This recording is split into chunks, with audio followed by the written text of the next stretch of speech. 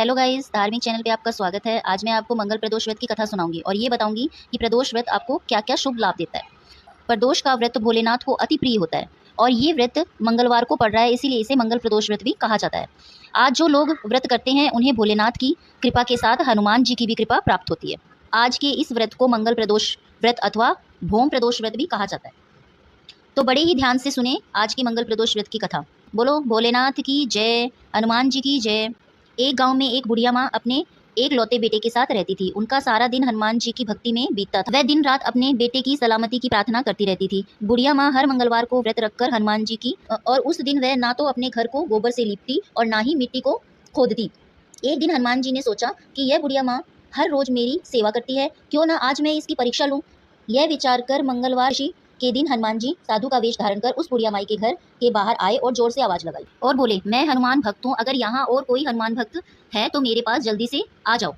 तब उस बुढ़िया माई ने आवाज सुनी तो वह उसी समय अपने घर से बाहर आई और उसने साधु को हाथ जोड़कर प्रणाम किया और बोली, बताइए महाराज, मैं आपकी क्या सेवा कर सकती हूँ। तब वह हनुमान जी के भेष में साधु बोले कि मुझे बहुत भूख लग रही है, क्या तुम मुझे भोजन खिला सकती हो। यह सुनकर बुढ़िया माँ ने उन साधु को अपने घर के अंदर बुला लिया और आसन लगाया। तो वह साधु बोले, बुढ़िया पहले तुम इस जगह को गोबर से लीप दो। तो बुढ़िया माई बोली कि महाराज, मैं मंगलवार को मिट्टी नहीं खोदती हूँ, अगर इसके अलावा कोई और कार्य हो तो बताइए, मैं जरूर करूँगी।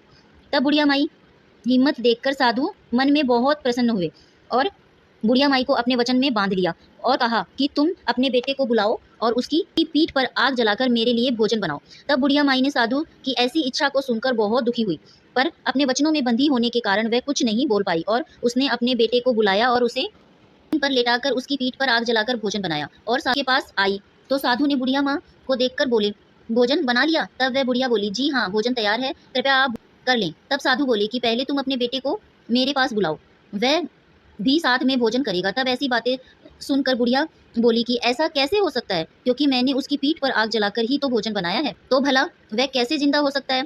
तब साधु बोले, पहले तुम आवाज तो लगाओ। तब बुढ़िया माँ ने अपने एक लौते बेटे को आवाज लगाई, मंगल बेटा इधर आकर भोजन कर लो। तब माँ की आवाज को सुनकर बेटा दौड़ा चला आया। तब अपने बेटे को सही सलामत देखकर बुढ़िया माँ बहुत खुश हुई और बोली कि महाराज, आप कोई साधारण साधु बाबा तो नहीं हैं, कृपया मुझे अपने दिव्य रूप के दर्शन दें। बुढ़िया की ऐसी प्रार्थना को सुनकर हनुमान जी अपने दिव्य रूप में प्रकट हो गए।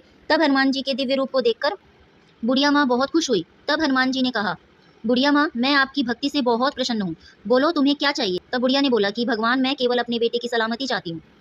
तब हनुमान जी ने उन्हें आशीर्वाद देकर और सुख समृद्धि प्रदान करके अंतर ध्यान हो गए। इस तरह हनुमान जी ने बुढ़िया और उसके बेटे जीवन के सभी कष्टों को दूर कर दिया। तो मंगल प्रदोष के दिन हनुमान जी को शुद्ध देसी घी का दीपक जलाएं, क्योंकि ऐसा करने से मनुष्य के सभी कर्जों से उसे मुक्ति मिलती है और कुंडली में अगर मंगल दोष है तो वो भी मंगल प्रदोष के कारण समाप्त हो जाता है। और मंगल प्रदोष व्रत से आपको भोलेनाथ और हनुमान जी दोनों का आशीर्वाद प्रदान होता है।